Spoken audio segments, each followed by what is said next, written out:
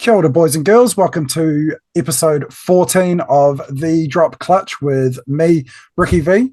In this series, I'm interviewing as many metal drummers from around New Zealand as I can get to, just to get some insight into what makes these guys and girls tick. Now, tonight's episode, or tonight's guest, I should say, is someone that I'm a huge fan of, and I am very excited to be doing this. He is, or was, the drummer for Foot Sativa. He was, or is, the drummer in Sinate, and he's also now the vocalist for fucking dude's making massive waves, about to have a massive support slot, about to go on a crazy international tour with some huge names. I have Sam Sheppard from Imperial Slave. Sam, how are we doing, bro? Good, man. How are you?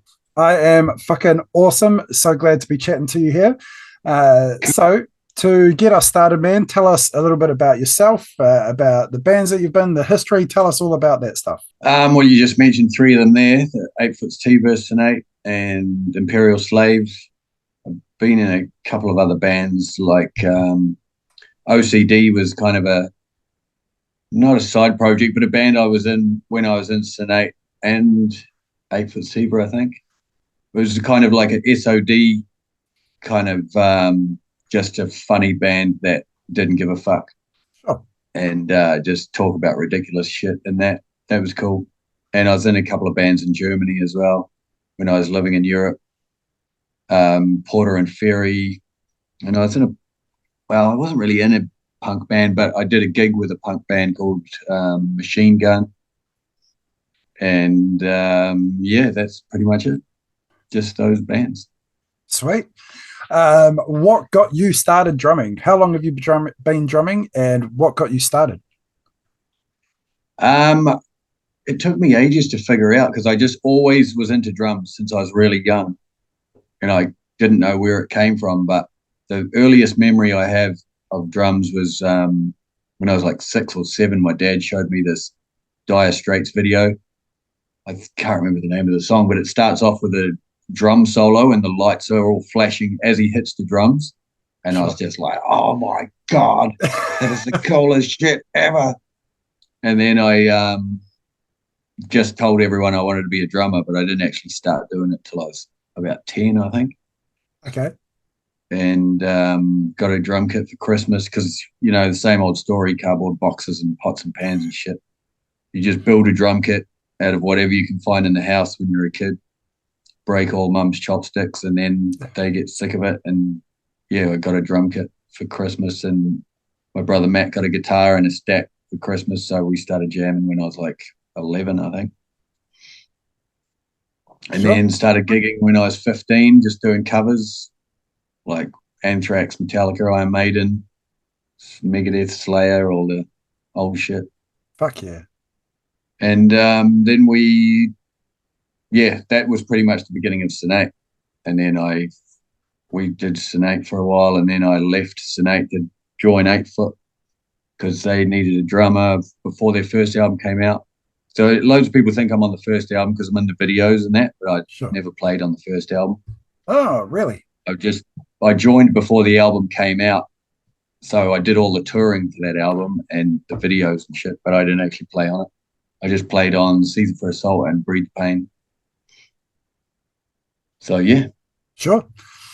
How weird did you find it playing drums in a music video for a song that you didn't play the original drums for? Because I had something like that when I was in Heathen, the Heathen Collective, many years ago, where we filmed a video for one of the songs, but it was still Ford's drumming, and it was a very weird experience for me. I was like, this is, like I'm playing this live, but it's not me.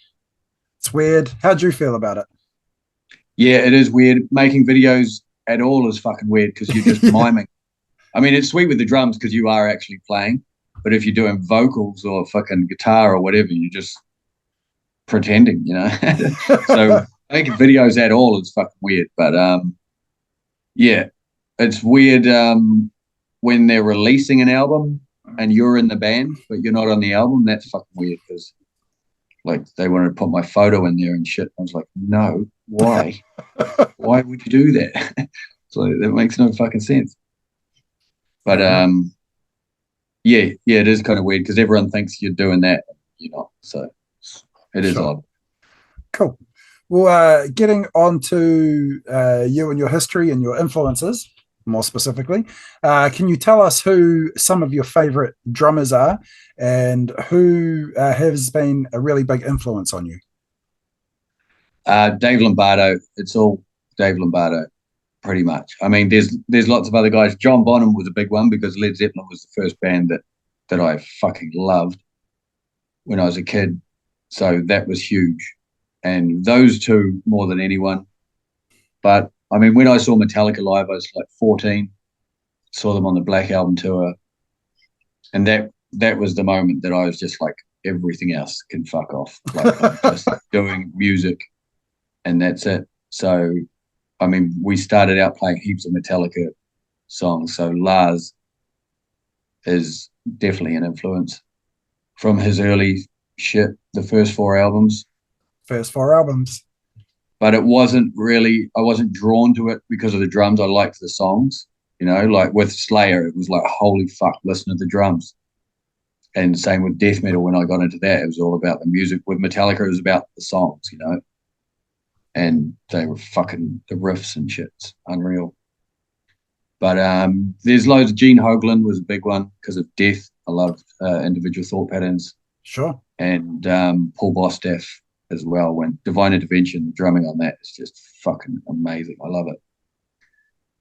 But yeah, if it's one, it's Dave Lombardo for sure. Fair cool.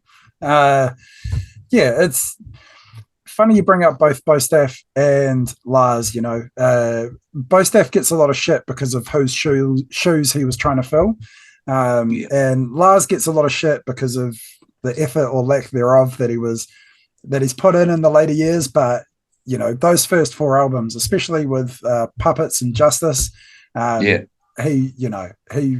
definitely proved his worth there for sure.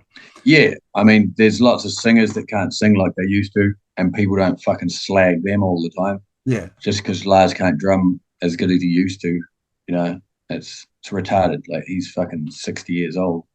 Yeah. So yeah, wow. But you always get idiots online. Every time there's anything about him, there's just people slagging him. And yeah, people slagging Bostaph, it's just weird. Like, okay, so if you just because you love something doesn't mean you have to hate the other thing. It's stupid, you know. For sure. But the internet's full of fucking morons, so just have to deal with it. Yes, it is. Yes, it is. And speaking of Lars, it still blows my mind, you know, when you think back to Ride the Lightning and Kill 'Em All, he was 16, 17, maybe 18 when they wrote and recorded those albums. Yeah, the first one, they were just teenagers. Like, I think they were 18, 19. Yeah. Kill 'Em All. Hey.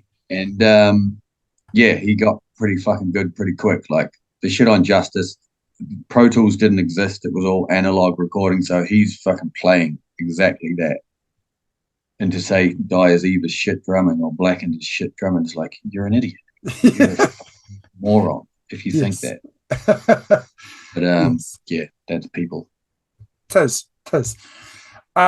So you have had the pleasure of playing, with some of the best drummers in the world, or sharing the stage with some of the best drummers in the world. Can you tell us who your favorite drummer is that you've seen live? If you had to pick one. Dave Lombardo, man. Dave Lombardo.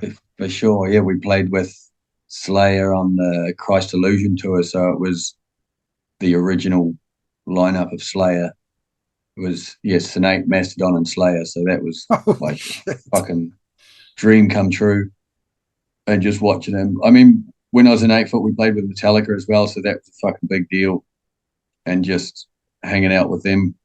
Well, only hanging out with Lars because he was the only one that hangs out, you know. He's a fucking good dude. He just came out and was drinking with everyone in the backstage area.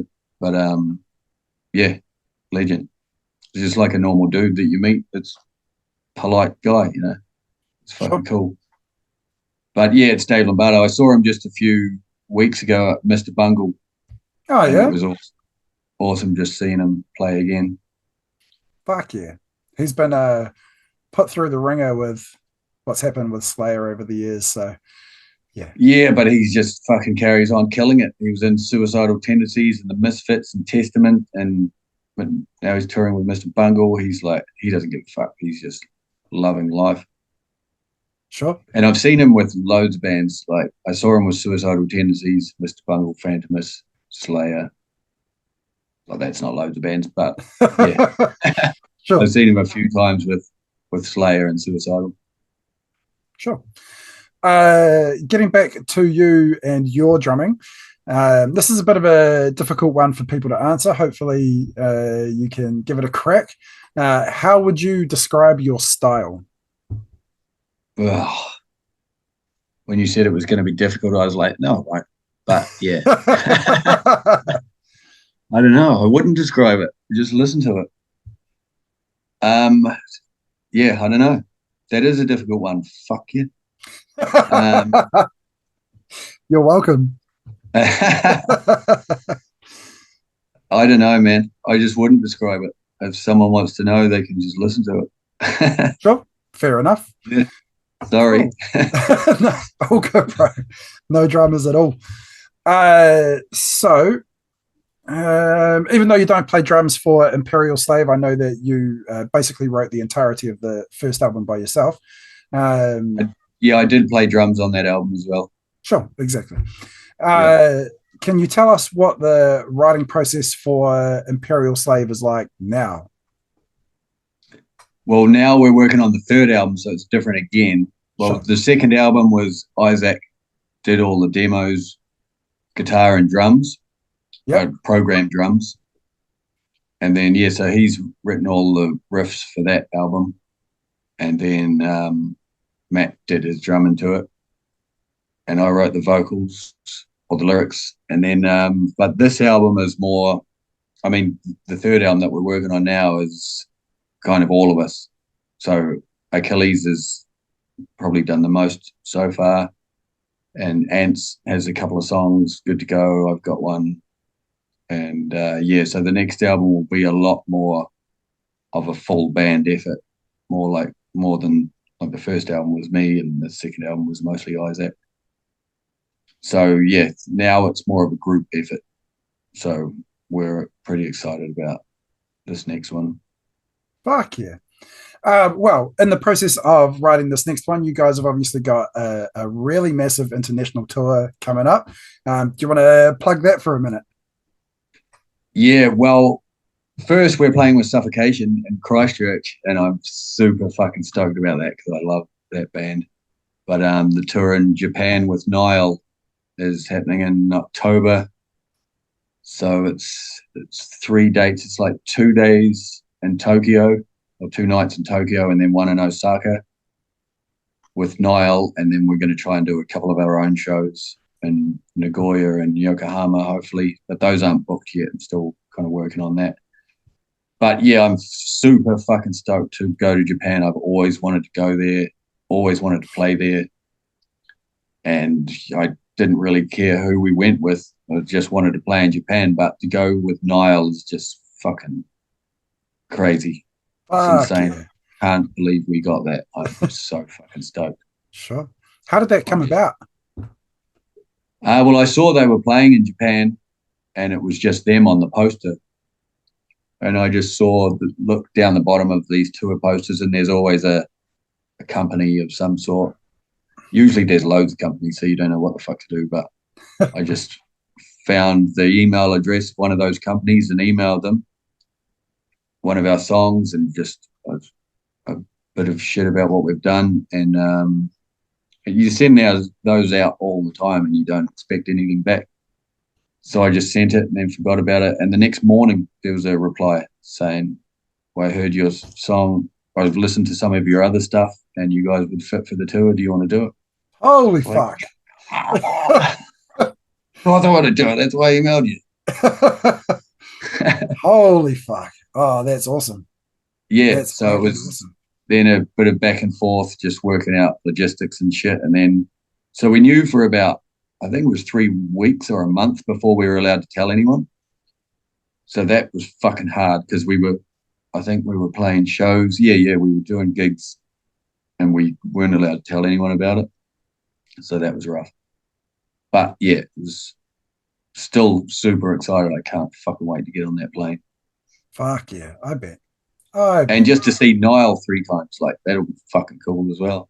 Oh, God, having fucking front row seats for that, best seats in the house, side of stage, that's going to be amazing. Yeah, exactly. It was cool for Achilles because he's like the biggest Niall fan in the band. And when I found out we've got it, he was out hiking somewhere and I couldn't get hold of him. Oh, true. So, because I wanted to get everyone together online so I could tell everyone all at once, but he was out in the Wops. I'm not even sure where, some national park. But I ended up sending him the text. So when he does get signal, he get it. But he said he was like hiking and he got to the top of a mountain and he was actually listening to Niall at the time and then got signal and got that message and he was just like, yeah. Oh, that's so that fucking was cool. awesome. I was stoked for him. Fuck yeah. Awesome. So I'm going to hazard a guess that you still play the drums. Is there a specific technique that you were practicing or working on improving at the moment? Not really. I'm just teaching at the moment. So True. you What do you just teach? basically, I teach drums and guitar, piano and bass. So most of the students are drums and guitar. But you just do. I'm not really doing a lot of my own drumming at the moment, but I'm Sure. about to start in the next couple of weeks. But it's basically just working with students at different levels and whatever stage they're at. You kind of just working on that. Sure. Are you freelance or is there somewhere that you actually go to teach? I was working for a school, but the school fucking got ruined by the guy who bought it. And I ended up just taking all my students and then so I teach at home and I teach at a primary school as well. Okay. Like once or twice a week. Awesome. That's fucking real awesome. Yeah, man, it's so much fun because I mean the primary school's all young kids obviously and they're all super enthusiastic and it's heaps fun. Sure. Bringing through the next generation of heavy metal drummers. Yeah. And guitarists. Yeah, just forcing it on them. Heaps of Metallica because it's so easy to play, and sure. AC/DC. So you can get them playing that straight away, almost. Fuck yeah. Alrighty, Sam. So now we move to the second and last part of the show. This is a little game I call First, Last, Best, and Worst. I imagine this is going to be a wild one.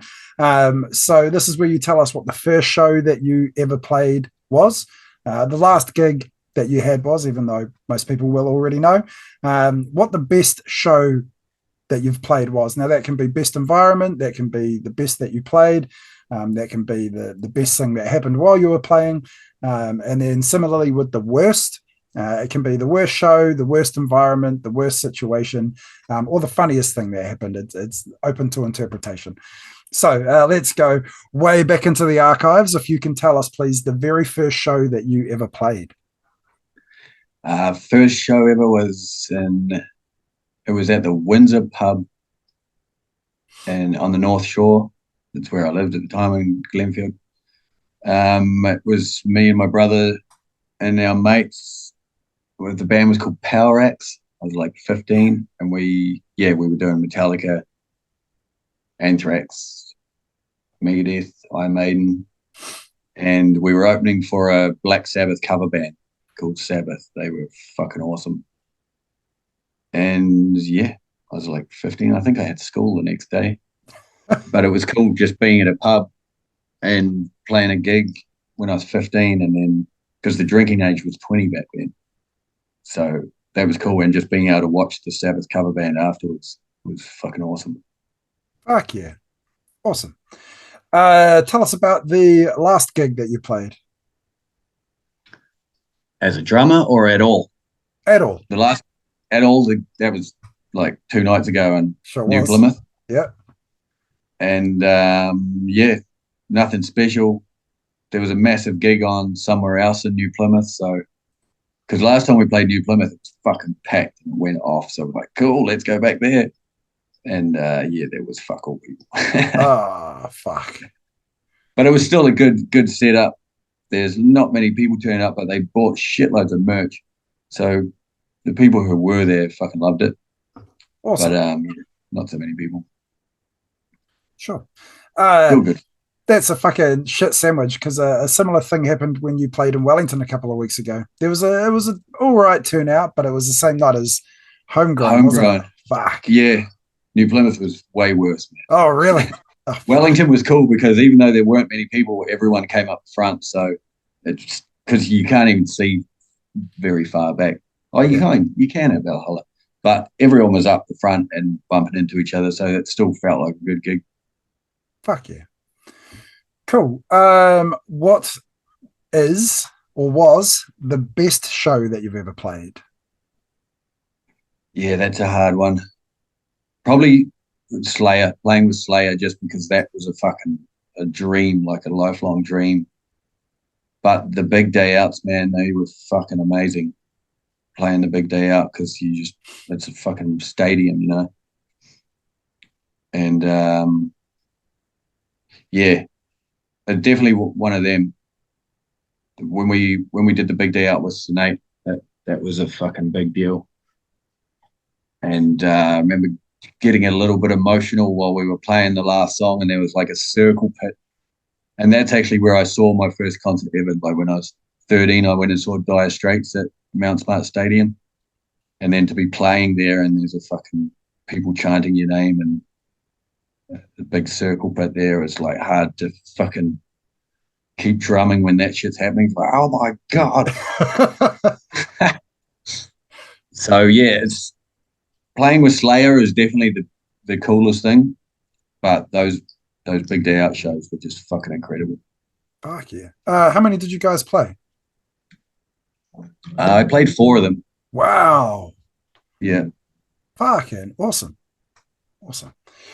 All right. And then the last one is the worst show, whether that's funniest thing that's happened or, big brawls or whatever. Tell us about the worst show, please. Oh, there's quite a few that come to mind.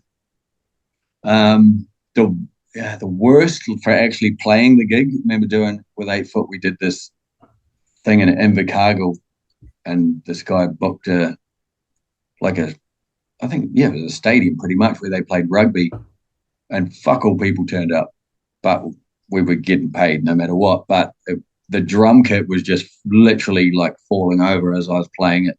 Oh, no. Falling over it.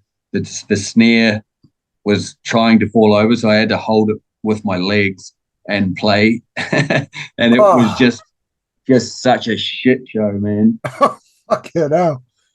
But that definitely wasn't funny. That was horrible. Yeah. But one gig playing with OCD, once we were playing at the King's Arms, and I had to throw up while I was playing. So we were like in the middle of a song, and I just got up, ran off the stage into the toilet. And the band thought I was angry about something, and I just got up and left during a gig. It's like, no, who the fuck would do that? But I just didn't want to throw up all over the drums, And I think it was the last song. Well, it was definitely the last song because I didn't go back. But yeah, that was a bit rough. Oh fuck. But there's been plenty of funny shit gigs. There was a massive brawl at one of the Sinate gigs in Dunedin. Like, most metal shows, you never see any violence, all the angers and the music, and everyone's cool as fuck. Yeah. And out of the hundreds of shows that we've played, that was the only one that was like a crazy bar fight, like people picking up bar stools and shit and fucking trying to smash cunts in the head, and then the police turning up and just like, what the fuck? How did that even start? I can't remember the name of the venue because I think that was the only time we played there. Yeah. Yeah, it was called the Backstage. Yeah, so that was pretty memorable. Oh fuck. Good old Dunedin, eh? Yeah. Crazy. Jesus. All right. Well, this is the very last part of the show, Sam. So this is where you get to make Any plugs that you want to make for anything that you've got coming up, even though we've spoken about it a little bit, but please mention them again. And then make any shout outs to any people that you want to make shout outs to. Sam, sir, the floor is yours. We've got coming up the few more gigs for our Still at Large tour. 2 weeks, or what's the fucking date? April 6th, we're playing in Hastings with Real Authentic and Gunt. We've never played Hastings before, so that's cool. I've never played there with any band, so I'm looking forward to that. And then we're going to Invercargill for the first time with Imperial Slave, obviously. That's May 17th with Autonomy and Band of Bluffies. So, that's our first time down there. I'm looking forward to that. I haven't been there since touring with Sinate like 10 years ago. And, Invercargill was pretty good back then. I don't know what it's like now, but we'll find out. And then the day after that, we've got the Dunedin Death Fest at the Crown in Dunedin. I mean, obviously, it's called the Dunedin Death Fest. But, who's playing that? Meth Christ, Blood Cauldron, and Autonomy as well. Fuck yeah. Oh, and Suffocation before that, obviously. That's Christchurch, April 26th. Holy fuck. And then we've got nothing booked yet until October in Japan. But, we're looking at some dates in maybe August, September, something like that. And we'll probably do a few shows, actually. We are doing a few shows before we go to Japan. Hopefully that's going to be, I think Wellington's already booked. So Wellington, Auckland, and Palmy, New Plymouth. Still got to sort those out. Sure. Just to, try and make some money before we go to Japan, because it's fucking expensive there by the sounds of it. Yes, sure. And any shout outs that you'd like to make? Just to everyone who comes out to the gigs. Like there's always lots of other gigs on for this tour anyway. There's always been heaps of other gigs, so the numbers haven't been as usual, but everyone who's coming to the gig seems to really enjoy it, and they're all buying merch and shit, and that's really helping us out. Like, it's saving our ass, actually. Just so just to everyone who listens to the music and fucking all the other bands we've played with and are playing with. So just everyone who's supporting the scene, basically, because there's heaps of fucking good bands in New Zealand. So it's good to see people out fucking enjoying it. Fuck yeah. Awesome. Well, Sam, thank you so much for being on my show, bro. I really appreciate your time. Thank you, man. Fucking good on you for doing this shit as well. We need more people doing interviews and stuff, so it's cool. Awesome. Thank you so much. And thank you so much for watching. We'll see you next time. Cheers.